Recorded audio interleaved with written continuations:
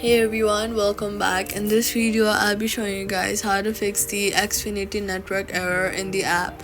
First, check your internet connection and make sure that it is working properly by opening any other apps or websites. Then try switching between Wi-Fi and mobile data to see if the issue is related to your network.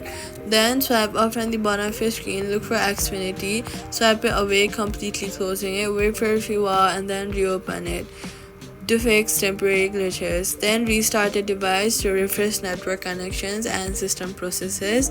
Then head over to your app store or your Play Store, search for Xfinity and make sure that the app is updated to the latest version.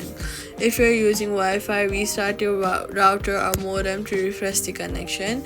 If the problem continues, it may be due to temporary server issue from Xfinity, so wait for some time and try again later.